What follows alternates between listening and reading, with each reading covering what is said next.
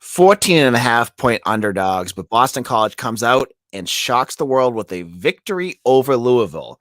We're going to be joined by one of the only people I know who called this victory, Mitch Wolfe, to talk all about this game and everything we learned from it. All this and more on today's Locked On BC. You are Locked On Boston College, your daily podcast on the Boston College Eagles, part of the Locked On Podcast Network, your team every day.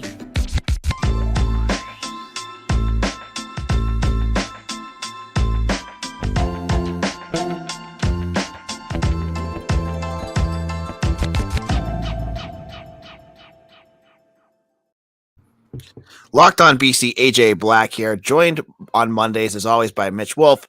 I'd like to thank LinkedIn Jobs for being the official college football recruiting sponsor across the Locked On College Network. LinkedIn Jobs helps you find the candidates you want to talk to faster. Post your job for free at linkedin.com/LockedOnCollege. Terms and conditions apply.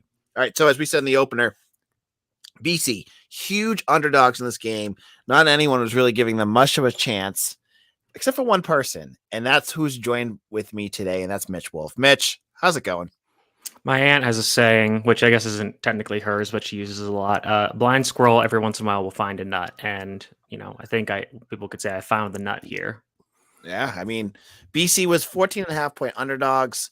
There was lots of concerns going into this game. I mean, we just watched BC get smoked by Florida State, where all three areas of their game was a complete disaster. And they go out there and they looked competent in all three areas in this game. And much of that could be said that it's Louisville just being Louisville. But I mean, it seemed like a step in the right direction, right, Mitch? It certainly wasn't a step in the wrong direction. I think there were still a lot of issues. I mean, we can talk about chaotic Phil Jurkovec losing his mind on some plays. We could talk about the offensive line still not being perfect. They allowed 12 pressures on 29 or 27 dropbacks, so still not great. 3 sacks as well.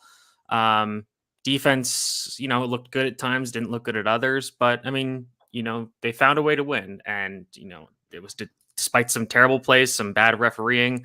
But I think overall there was a lot of good take out of the game. Yeah, and we could also talk about the production of the ESPN version of the game, which didn't even show the last play of the game. Anyone watching at home didn't know that there was an actual Hail Mary pass by Louisville that was intercepted by Cam Arnold because they cut out of the game. So I thought that was kind of ironic as well. Mm-hmm. But let's talk about this game. Let's start with the offense first. And yeah, you mentioned that the offensive line let up pressures, but their rating on Pro Football Focus jumped quite a bit for that offensive line. Yeah, I'm looking at their stats now on that department, and pretty good day from all considered. I mean, look, they each gave up at least one pressure, 1 sack each attributed to Dwayne Alec and Jack Conley. 2 pressures for Ozzie Trapilo, who played the whole game, which was fantastic. Drew Kendall gave up pressure, and Jackson Ness gave up a pressure. So, compared to how they were doing, that's pretty darn good. I was impressed by Jackson Ness's ability to come off the bench and, look competent in relief of Finn Durstein, who was a late scratch of this game. Rest of the guys look good. I saw Kendall had one big mistake on a play where he kind of blocked the wrong guy, it seemed. And of course, Jack Conley had the play where he couldn't block a blitzing off-ball linebacker, just got around him and sacked Phil Jurkovec and also stripped the ball, but got a lot of movement in the run game. And that was, again, something I predicted, where they were able to open up a lot of holes for BC's running backs. We saw Alex Broom have a great day. Pat Garwo had a good day. Excuse me. Even when, it's not going to show up in the regular stats because of all the sacks and kneel downs, but Jurkovec had some nice plays on the ground where he scrambled out of the pocket, especially on that final drive for BC, where he had to, kind of escape the pocket and ran up the sideline for a huge gain to get them into field goal position. Yeah. And let's get into chaotic Phil. So that play, let's get into the play where I'm watching this game with my father-in-law. And he yelled a whole bunch of expletives as we watch Phil get spun around and throw the ball backwards. And it goes, was it 30, 40 yards backward? Yeah, it was something like that. And my father-in-law goes, well, there goes his first round draft stock. But I don't know. You get quarterbacks sometimes. You obviously you get polished quarterbacks, and then you get bad quarterbacks. But you also get quarterbacks in college football that are a perfect blend of both. And I feel like that's why I said this is chaotic Phil Jurkovec, because on one hand, you get a beautiful pass that I get, the catch by Zay Flowers, the first one in double coverage, was probably a pass, unless he really, really trusted Zay. Probably should have never been thrown, but he still threw it and he hit it. And he hit some other good passes as well. But then you get that play, and then you get the forward pass play where he was 5 yards beyond the line of scrimmage and threw it forward. And you get the good and the bad with Phil. Kind of talk to me, Mitch. What were some of your takeaways from Phil's game?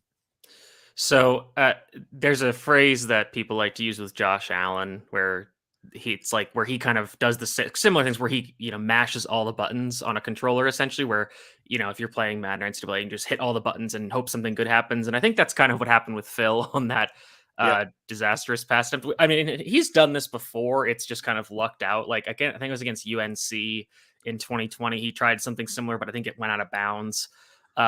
So again, this is kind of something you just have to live with, where he's just going to do those really stupid things occasionally. Because, I mean, as a passer, I mean, Phil was absolutely incredible. I mean, his 3 incompletions were all drops, and they were all like, the only one that I would say like was not a pure drop. There was one where he tried to hit Jeremiah Franklin on a crossing route, and Franklin had a decent chance of catching it. It wasn't great. But also Franklin was like looking around for a flag. So there should have been a flag there, because Franklin was motioning towards his arm as if the defender had held him. So, but the other ones, the first drop was where he hit Jaden Williams on that crosser after the big play to Jalen Gill, and it got picked off the bounce. And again, this is something I've talked a lot about with Phil, is he struggles to put balls out in front of receivers. And that was kind of the case on this play, but it still hit the receiver right in the shoulder pad. Like, you've got to catch that. And if Phil had put the ball, I think, really in front of the receiver, it would have been incomplete, or would have laid Jaden Williams right out of bounds. So, I think this one was more excusable.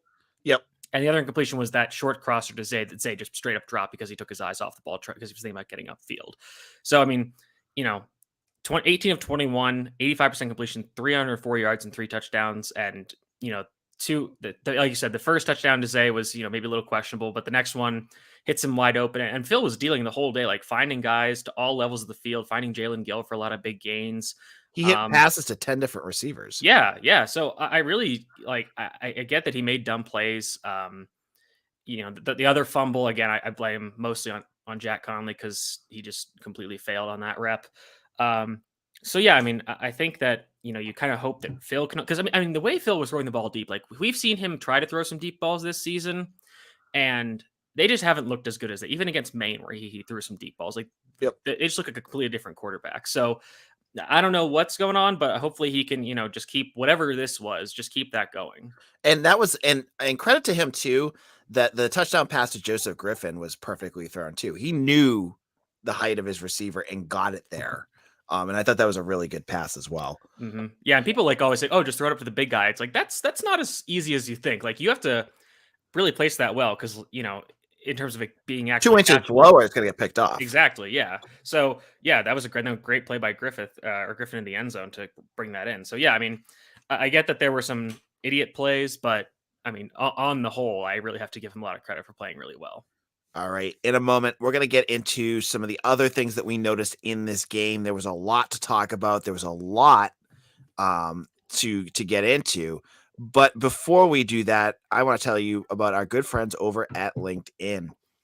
These days, every new potential hire can feel like a high-stakes wager for your small business. You want to be 100% certain that you have access to the best qualified candidates available. That's why you have to check out LinkedIn Jobs. LinkedIn Jobs helps you find the right people for your job faster and free. All you have to do is head over to LinkedIn, post your job, and then add the hashtag hiring frame to your LinkedIn profile to spread the word that you're hiring. Simple tools like screening questions make it easy to focus on candidates with just the right skills and experience, so you can quickly prioritize who you'd like to hire. It's why small businesses rate LinkedIn Jobs #1 in delivering quality hires versus leading competitors. LinkedIn Jobs help you find the qualified candidates you want to talk to faster. Make sure to post your job for free at linkedin.com/lockedoncollege. That's linkedin.com/lockedoncollege to post your job for free. Terms and conditions apply.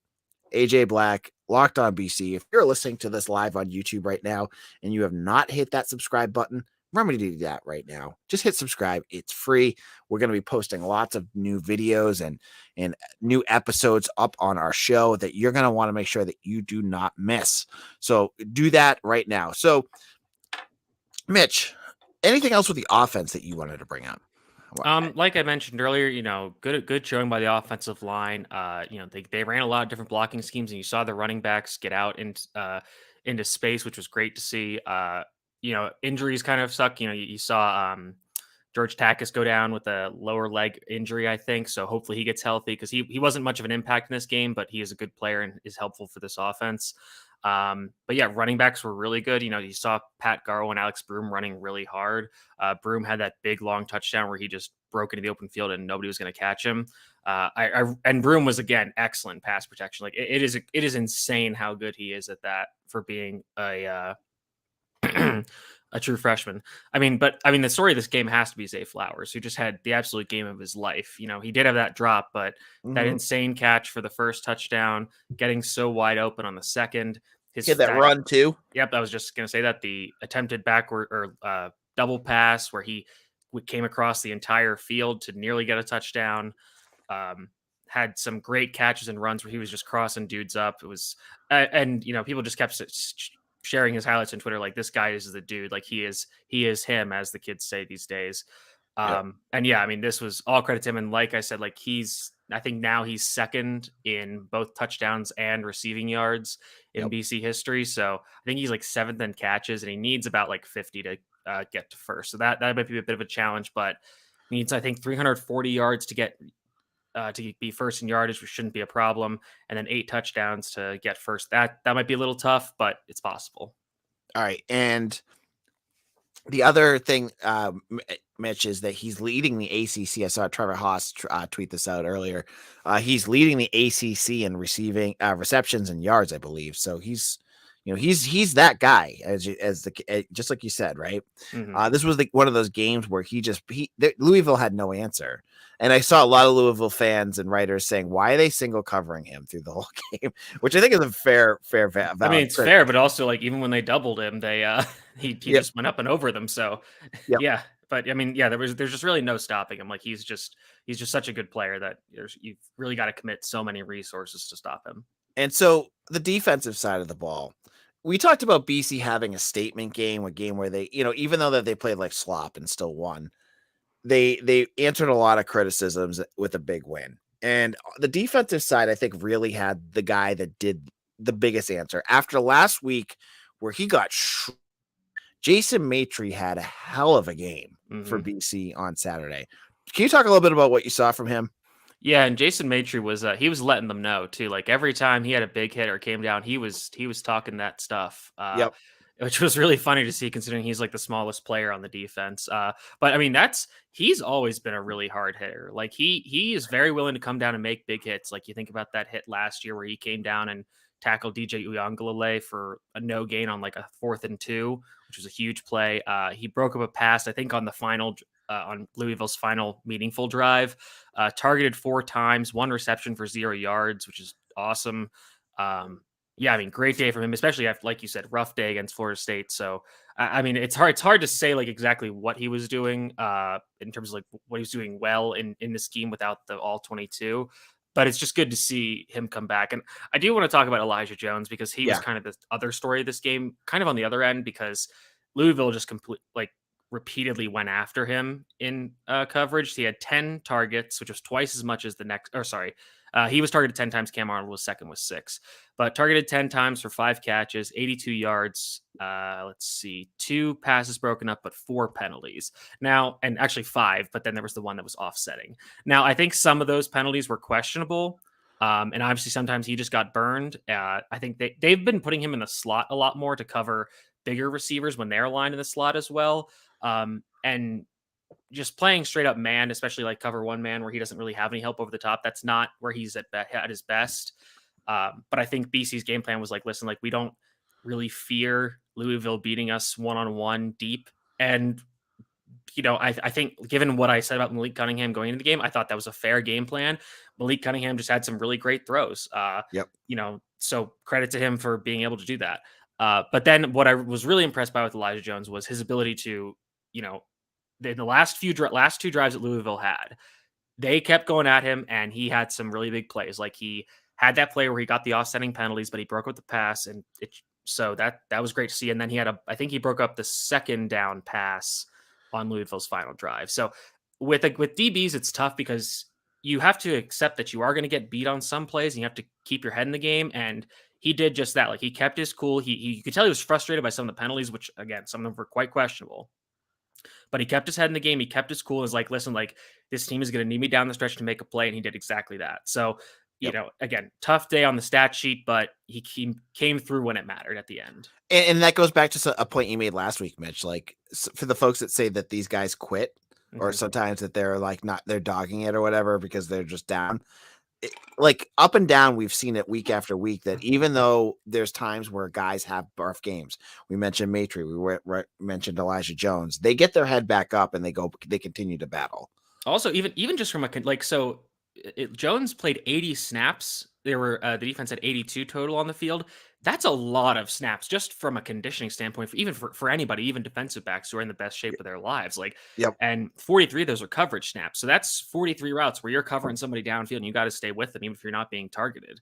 So, yeah, I mean, that's incredible. So, yeah, again, you wanted to play better or at least be better, just in coverage, but just really like seeing him, his ability to be mentally tough and stay in the game. And one other player I want to talk about on that defensive side of the ball is a player that I feel like gets no credit at all, and that's Vinny DePalma, who I feel like isn't the most explosive player. He's not the fastest guy out there, but man, he is fundamentally sound. He doesn't make mistakes, and he's a rock solid leader for that team, it seems like.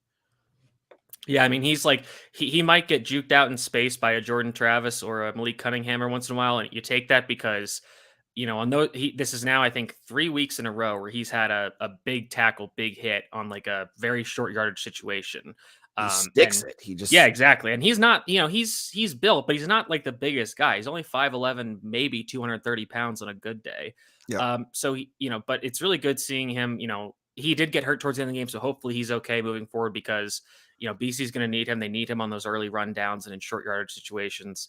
The other thing I want to talk about with the defense is, we went into this game being like, all right, you need to contain Malik Cunningham as a running threat. And I know he scored 3 touchdowns. All of them were from inside the 5. Like that's just going to be tough to do. But I was on the majority of the game, I was quite impressed with how they handled Cunningham. There were not all these plays where he was just breaking contain and getting out of the open field and just scrambling for tons of yards. Like last year, I think he had like 190 yards rushing. This game, he only had like 60 or something. And that's like taking away sacks and everything else. Yeah, he had 58 yards rushing. So on 9 attempts, I think so that's like a 6-yard average. That's like nothing compared to what it was last year. And you could tell the defense, like the way they would rush is they would bring blitzers from the outside, but they would stay back and not really engage with the blockers, just kind of making sure Cunningham stayed in the pocket. And again, this was part of a game plan to say, hey, if you're going to beat us downfield throwing the ball. And sometimes, in the game, especially later, he was able to do that. Other times he wasn't. Like earlier in the game, he had those struggles. And then, luckily for BC, unfortunately for Cunningham and Louisville, Cunningham gets knocked out of the game with an injury and Doman has to come in and, he just wasn't really able to do much. But yeah, I mean, again, I know that there were 3 rushing touchdowns and that looks bad, but I think given that they were all in the one inside the 5 and he just had like juke 3 guys and break a tackle, I think you kind of take that, honestly. Yeah, absolutely. Like he did not have those like absurd runs that you associate with with Malik Cunningham. And I think that is a win for the defense. No matter, credit to Cunningham. And I had sent a text to Mitch earlier in the game. I was like, man, he is not accurate at all. And then as the game went on, he started to get his feet underneath him and started to make some passes. And so credit to him on that. I'm looking at his breakdown now. Like he was 6 of 12 on passes beyond 10 yards. So like I said, going into this game, that number was like 40%. This game was 50%. And, credit to him. Like there was some like the touchdown he had where he hit the guy right in the low corner of the Yep. end zone. He had another good play to the right, like to the right sideline. Found some guys over the middle of the field for good gains. So like, yeah, like sometimes you're just going to get beat. You have to live with that. But on the average, completed only 50% of his passes beyond that range for doing some quick math here, about 110 yards. So that was the majority of his yardage. But I still think that was a sound game plan. And in terms of the run defense, you never really saw Louisville break those big runs. BC did a great job of getting into the backfield, blowing up a lot of those runs. I'm trying to see. Let's see. I mean, the longest run was Malik Cunningham for 23 yards, which was probably a scramble. The next one was Tyon Evans for 19, who, again, BC got lucky there. He got knocked out early in the game because he's a really good running back. But the other two running backs, Jawar Jordan and Trevion Cooley, they averaged 2.3 yards per carry. So, I mean, I think I know that the points aren't good, and some of those were because of those weird turnovers BC had in the first half. But BC got a lot of stops on fourth downs. They got a lot of key stops later in the game. So I got to give them credit. Like they stuck with it and they stood up when they really needed to. All right, before we get to our last segment, we have some great comments I want to get to, Mitch. Thank you for all of you listening on YouTube. Joseph Griffin's blocking was more than solid against Louisville. Reminds me of Larry Fitzgerald jumping up and catching that TD. You heard it from me first, from Chris. He's got to get two things if he wants to be Larry Fitzgerald. One, he's got to get the dreads, and two, he's got to get Larry Fitzgerald's butt, which is like one of the biggest butts in the NFL, especially for a wide receiver. But yeah, I mean, that's good to see. I mean, I think he talked to the media this week, and I think he even talked about blocking, and that's good to see from a young guy being like, hey, like I got to come in and be a well-rounded player and help in all phases of the game, not just be like, listen, like I'm the hot shot recruit who's going to be the next, big X receiver. I'm going to be that dude. And no, he's like, no, I got to come in. I got to block. I got to do my job. So yeah, I mean, and that's a weird play for a freshman to make that touchdown. Like that's not something that you expect, because that's something where like if you the quarterback and the receiver have to have a ton of chemistry. But so yeah, I mean, great game from him. I'm hoping they fold him into the offense even more as the season goes on, because I like his play a bit more than some of the other receivers they're giving time to. So that's funny, that the chemistry piece, because the media asked him this week about his chemistry with Emmett Moorhead more than Jurkovec. So say with that well. But two quick ones, and we'll just kind of zip through these.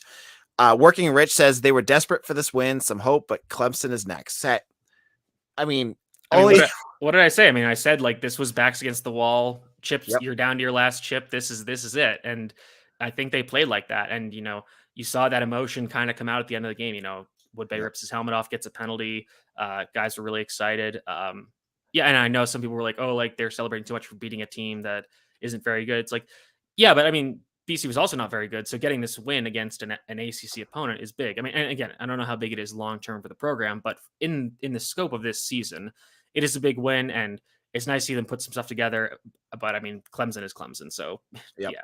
And finally, Chris again says, every time I see Vince Ogobase, a Barry White song pops into my head. I definitely see why he's a good recruiter. I don't know what he means by that, but go with it. I'm guessing he's thinking of the song from, unless I'm thinking of the wrong Barry White, the song from like Ferris Bueller's Day Off. I have no clue. I won't do the riff from it. So Vince Ogobase has some prime sunglasses that he wears all the time too. So anyways, but we'll get back to some more comments in a second. If you have some, hit them in the comment section below. Thank you guys who have been asking already. But before we do that, BetOnline is your number one source for football betting info this season. Find all the latest player developments, team matchups, news, podcasts, and in-depth articles and analysis on every game you can find. And as always, BetOnline remains your continued source for all your sports wagering information with live betting and up-to-the-minute scores for every sports out there. Now, if you had taken Mitch's advice and went out there and bet BC against the money line on BetOnline, you'd be having a nice Saturday. I'm telling you that right now. Hey, listen, I put my money where my mouth was, and I won that bet too. So yeah. We'll have to get Mitch's take on BetOnline's line against Clemson, which I think is at 20 right now. I'll check it while you're continuing to read. On Friday. But it's the fastest and easiest way to check in on all your favorite games and events, including Major League Baseball, MMA, boxing, and golf. Head to betonline.net or use your mobile device to learn more. BetOnline, where the game starts. This is AJ Black. Thank you all for listening. And if you're on YouTube, as I said before, hit that subscribe button right now. Do it. takes 10 seconds, helps the podcast a ton. And we're wrapping up our conversation about this game. And I want to put a picture up. I put the picture up right now of the fans. They're getting crapped on all over the place for the beginning of that game. It was Parents' Weekend, but I thought the fans showed up. They announced it at 36,000, but the student section was crazy at the end. They joined the team on the field. I said storm the field. They didn't really storm the field. They joined the team at the end, which is what BC has done for years. So it's nothing new. It's what they always do. But Mitch, one last thing, a couple quick notes on special teams. Liam Connors actually took over as the place kicker for kickoffs for this game. And I thought he did a great job. I saw Andy Backstrom tweet about that he had, I think half of his kicks were touchbacks, which Yep, they got one return in. They got two returns. One of them was a long one, which that was concerning. But yeah, 4 of them touchbacks. One was that fair catch, which I'll come back to the refs, but the refs and Scott Satterfield had no idea what was going on. But yeah, I mean, Longman and Kendati kind of split duties. Neither were asked to do a lot, and neither were particularly impressive. All the punts were fair caught, so nothing much to talk about there. Connor Litton, after a rough start to the season, great to see him get back on the good side of things. 2 clutch field goals to get BC back in the game and then win the game eventually.